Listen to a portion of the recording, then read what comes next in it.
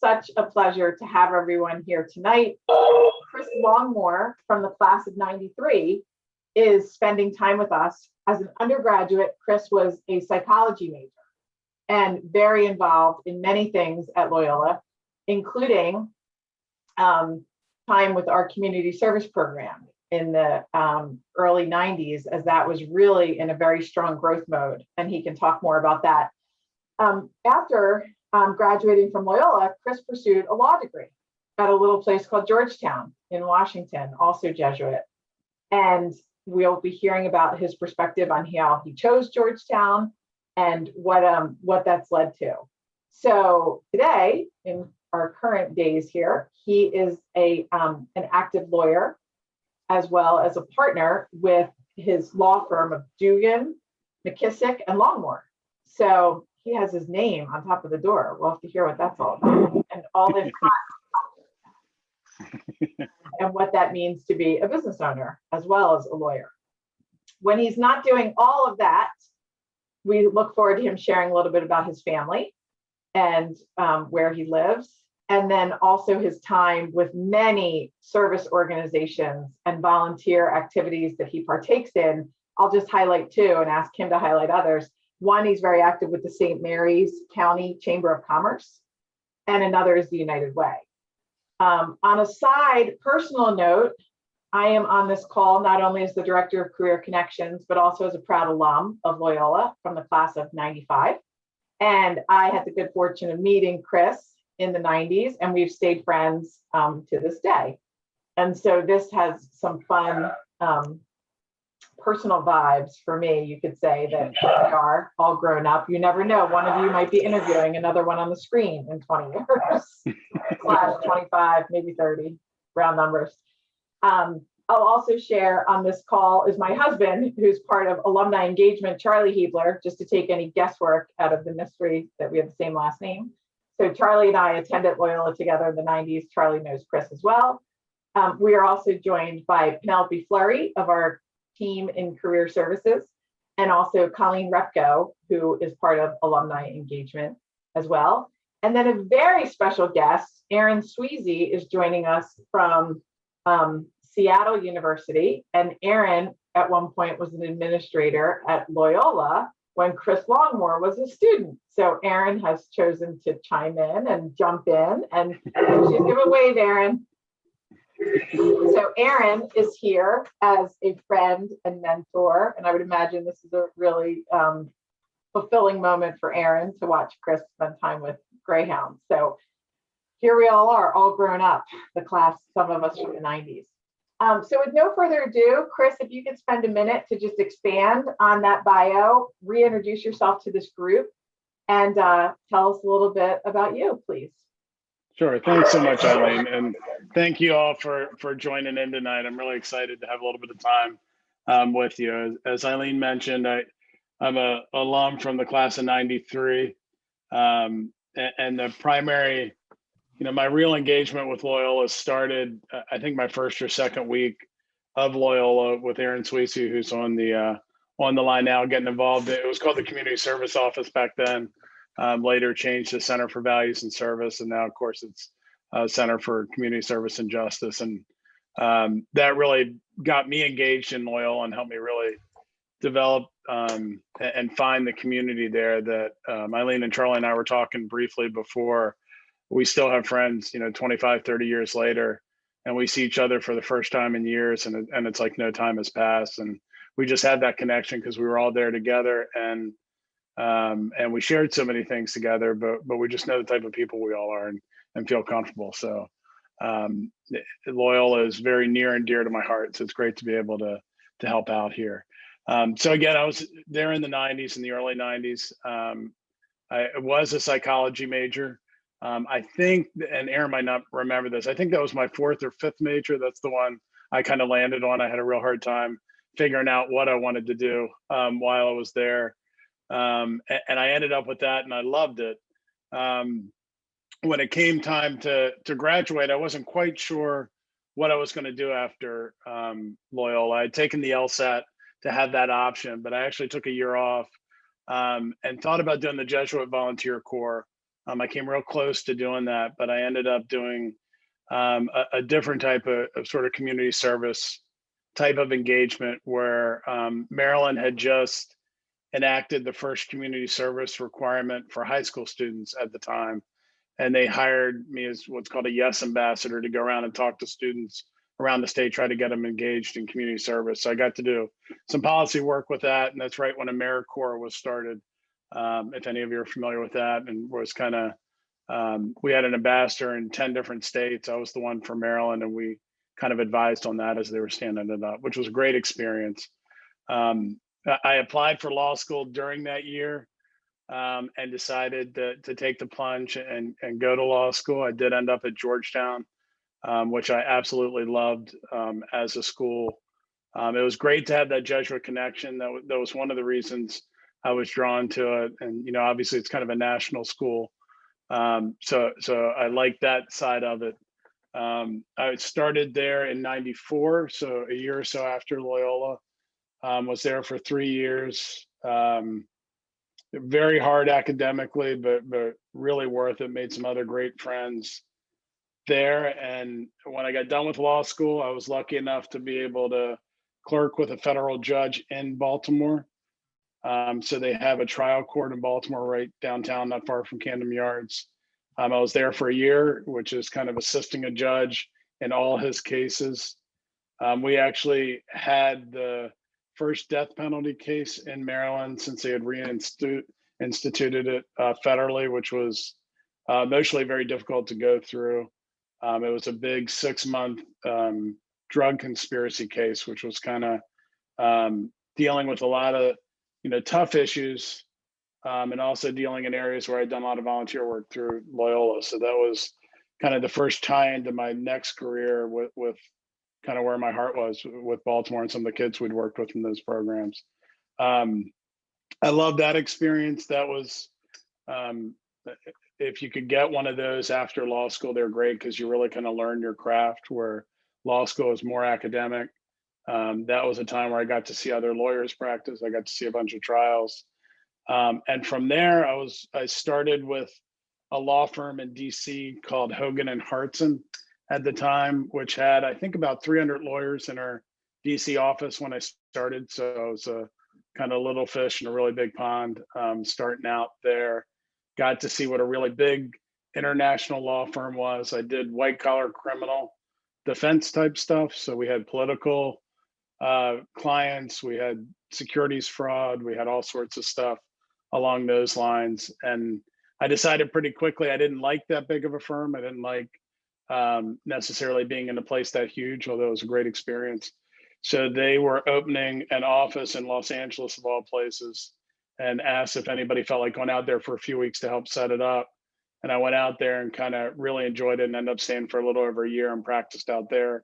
So I got to see the West Coast, and I went from an office of 300 lawyers and kind of a city block full of lawyers to, I think there were 6 or 7 of us in that office as we were opening it up, which was a lot of fun. Lived at the beach, got to you know, see all the cool sites out there. And then some personal reasons and other reasons brought me back home to Southern Maryland, where I grew up, which is where I am now in St. Mary's. I again took a little bit of time off, took a summer off, and of all things ran a summer camp for a summer, and then joined up with a couple of lawyers that were sort of starting a firm here in my community.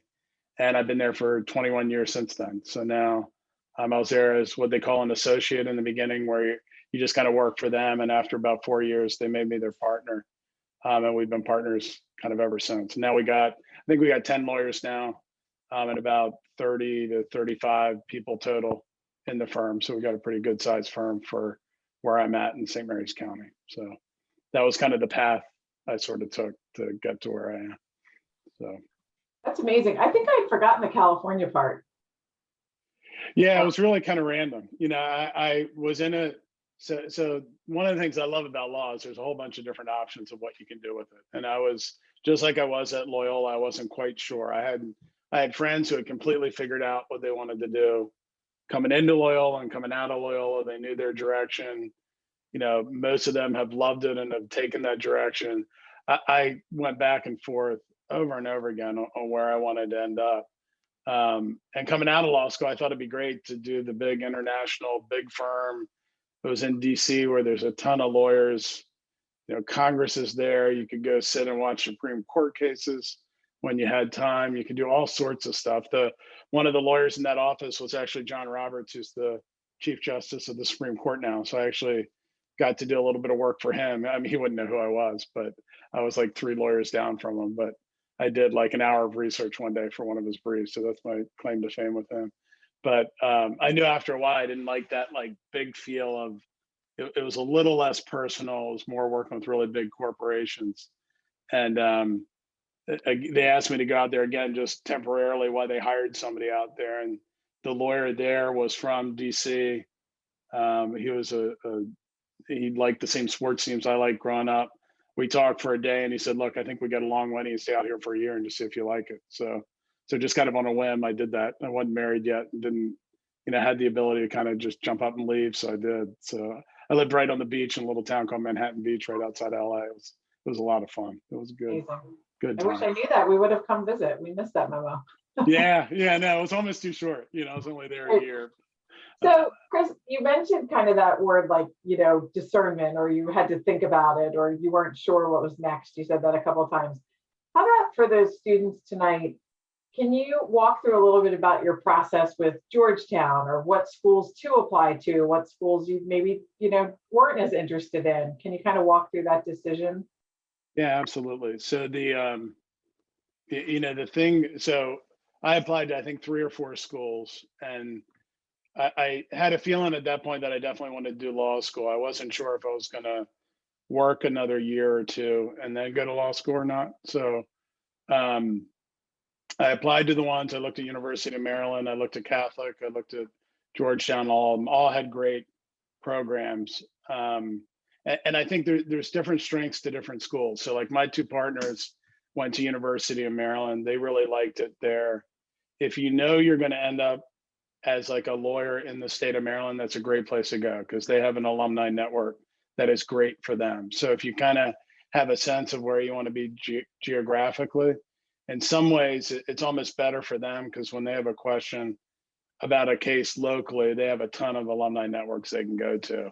Where Georgetown was really like an international, and national school. I mean, none of my friends there were from Maryland. They were all from all over. We keep in touch, and they're in California. One guy's in Pakistan. One guy's in Puerto Rico. I mean, we're all over the place practicing. And for me, I kind of like that because I wasn't sure where I wanted to go. I didn't want to lock myself into one place. And by having the opportunity to go there, I felt like it opened up a bunch of doors being in more of like a national school if you can do it. But for where I ended up, Maryland probably would have been just as good and probably better in some ways. And I think people really love that school. University of Baltimore is like that here. We've had a lot of lawyers in our firm that come through that program too, and they have such a great law school now too that it's kind of hard to make a wrong decision in that. I mean, with me and if I were starting today and looking at it, I think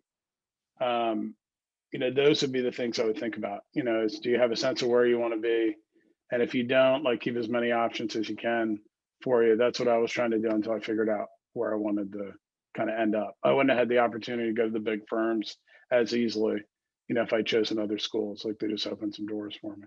So. And Chris, how about some advice about blending the resources at Loyola with making that decision? So in terms of, were you part of pre-law society? Were you part of, discussions with faculty members? Like what were some of the resources you tapped into for that? Absolutely. I mean, yes. I mean, I did the pre-law society, and I think it's probably developed even some, since we were there. But I remember working with Dr. Abramitis at the time and going through. I got a lot of great advice on, how to apply, when to take the LSATs, how to get ready for that. Referrals to all kind of the nuts and bolts of it. But also just having great conversations with her. Father Brown was a great resource when I was thinking about it. Kind of talking to him. With him having his law degree. And really there's a great network of Loyola alums that are in the legal field that I remember. I don't even remember who they are, but I remember being put in touch with guys that were out there practicing, greyhounds that were out there as lawyers and kind of talking to them about it. And the thing that's great about our alumni is that I think so many people feel connected to Loyola in kind of more of a real heartfelt way.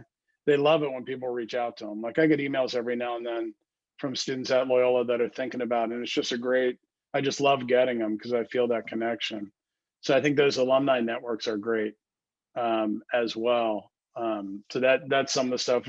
We had folks that graduated right before me that had been in the pre-law society with me that were going through the law school, were already in law school when I was applying. John Sipple, a couple of them gave me some great advice. Other folks that Charlie and Eileen, probably remember that were always kind of there for you. So, I mean, both the programs that are there in Loyola are great, but just, reach out to the alums that are there. We'd love to make those contacts. So I can't help but hit the pause button for a minute and put in a plug to everyone on this, this event this evening about Loyola Connect Live, which is the events that we're doing on Wednesdays in terms of bringing in alums just like this for conversations. And then the platform itself, Loyola Connect, which I always describe as much like LinkedIn, except it's just for the Loyola community.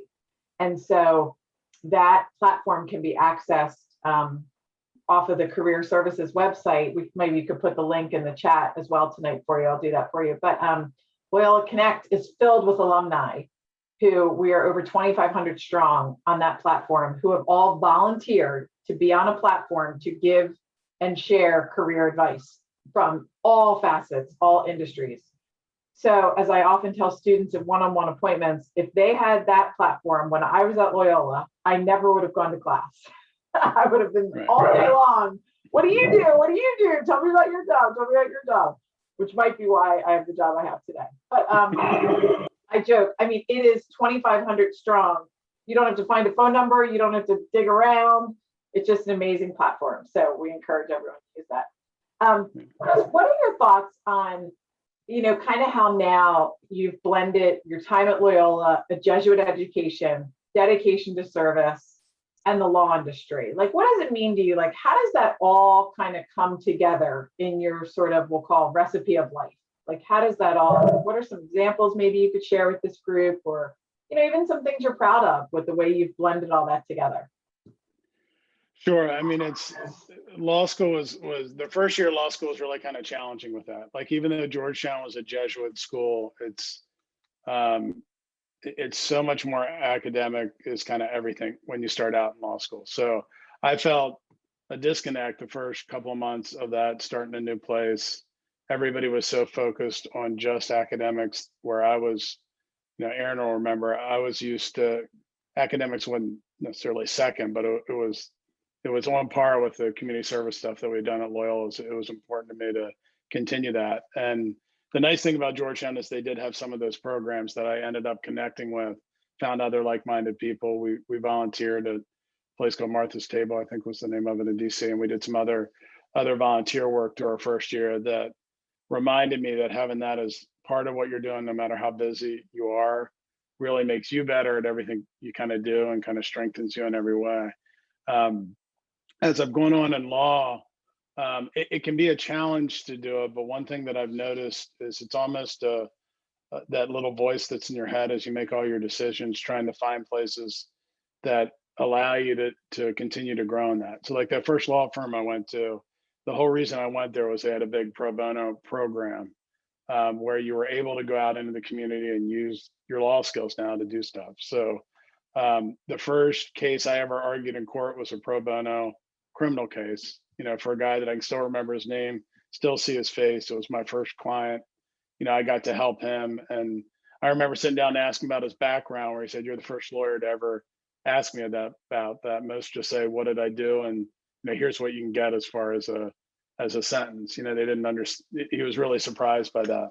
I also represented a guy that got stabbed while he was in prison, while the guards kind of let it happen. So it was a prisoner rights case against him. And I remember going and seeing him on a Saturday afternoon.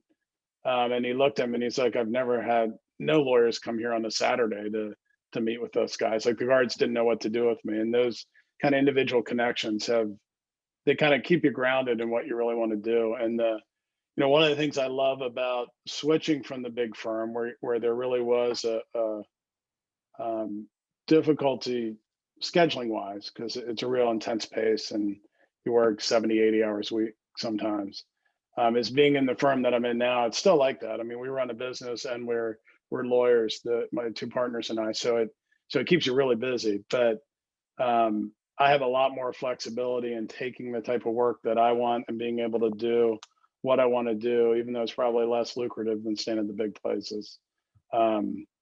I represented another guy that was in jail that had actually been shot by a police officer and had a civil suit against him. And that was another one of those where I drew on all the experiences I had through the center when I was there with all the kids I'd worked with in Baltimore. I sat down with him for 5 hours and heard his story. And again, he was kind of surprised by that. And it just keeps you grounded to remember that, it's kind of the people first, and it's that continual drive, even when you get off center a little bit, and it's easy to happen in life. I mean, like Eileen said in the beginning, I have 4 kids now, and they're getting ready. One of them's getting ready for college. And that keeps you busy. That kind of sucks you in, but you always have this draw to, kind of that old adage of taking your talents and putting them to good use. That, I think the legal field gives you a lot of different ways to do that. I remember walking in that DC prison one time thinking, I'm allowed to walk in and just talk to these guys where they have nobody else to talk to. Like, that was such a gift that my law degree allowed me to do, whether I won the case or not. It was that connection that you can really make with people. We've done all sorts of other pro bono stuff, but those really stand out to me because those are the folks that kind of don't have anybody else. And you have this unique connection where I could sit and talk to them for 5 hours where their visitors could only come in for 20 minutes at a time, kind of developing those friendships with them, really. And Loyola was great with that, because I remember one of the guys I was representing was getting out and he wanted some services and he was going to move back to Baltimore because that's where he was from and that's where he knew. And I immediately reached out to a couple of alums that I knew that were still actively involved in Baltimore, including Erin, the current director of the center. And she hooked him up with, gave me the contacts that I needed to give to him, and I think it helped him kind of make that transition back, once he got out. So that kind of connection, even though I didn't know her at the time, I had no problem giving her a call and saying, hey, I'm alum, here's what I did. Can you help me with that? And that was the type of professional help that, I wouldn't have gotten at other schools, I don't think. I mean, it was a neat kind of connection experience to have that happen. That's awesome, Chris. These examples are really palpable. I mean, that's really, like, especially the time you could spend versus family members. It's really paints a picture. It's interesting. Yeah, and it's kind of everybody finding their own, the thing that works for them. Like my partner that I'm with now does all business law, and he's a very much an introverted guy, smartest guy I've ever met as far as lawyers go. Not really a people person, but knows his stuff. And I can't tell you how many like nonprofits he's helped set up, that can then go on and fulfill their mission. And that's kind of how he feels good, because he's not as comfortable, with the one-on-one talking to folks. And he does, numbers wise or otherwise, he's kind of using the talent he's got to do it. And that's a great thing I like about the law, is that particularly if you don't know what you want to do when you go into it, or even if you think you do and you get in there and realize what I wanted to do isn't exactly what I thought I wanted to do. There's so many options. You can kind of shift gears all throughout your career. And I started out just going into court and doing litigation. I do a lot of wills and trusts now. So I'm sitting down and talking to people sometimes in, real end of life, emotional times, and sometimes just trying to plan out how to take care of their kids if something happens to them. And that's a whole different type of connection that you can really have with people that was totally different than what I was doing even, 10 years ago with the same degree in the same firm. So it's nice to have that versatility and be able to adapt as your life changes and your demands change. That's one of the things I really love about it. So if you can, to kind of hit the pause button a little bit and put yourself back in the Loyola days, being a student, trying to make these big decisions.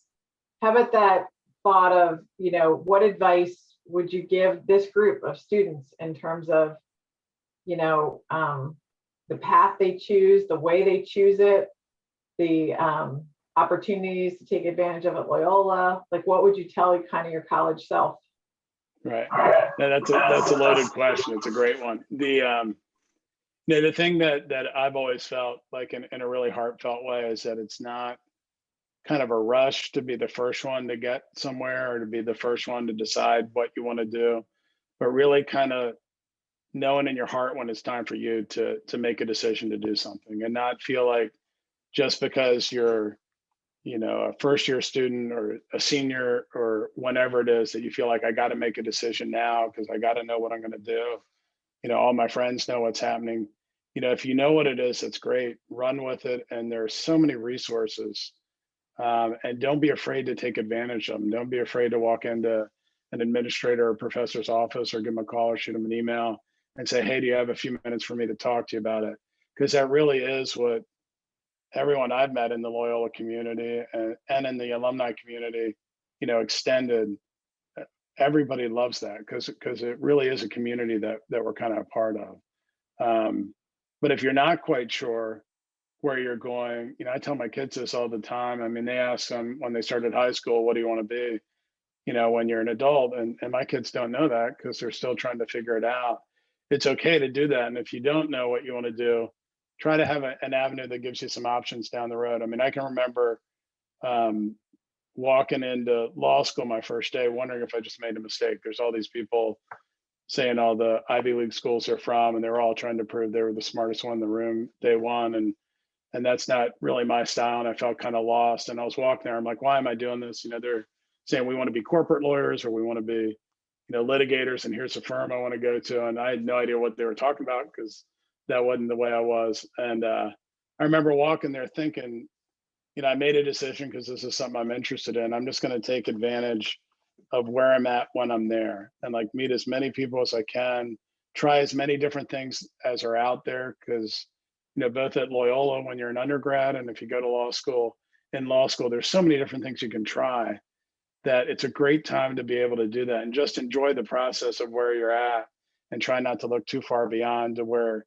you think you're going, because you might miss a sign or miss something else that could have been really great for you. And I remember I kind of had one of those discernment moments where I said, I'm not worried about where law school is going to take me. I'm just going to go in and make the most out of law school while I'm there. And Loyola was a lot that way too. I had, you know, it was a transition like everybody has from high school where you know everybody to being in a place where you didn't know everybody. And, you know, for me there, it was community service that I decided to throw myself into that and see where it took me. So, you know, take advantage of everything around you and don't feel like you got to rush to where you're going. Taking the year off for me was great in between college and law school because I went back in, you know, more knowing I wanted to be there than just feeling like I should pick my next step, you know, because 4 years had kind of run out.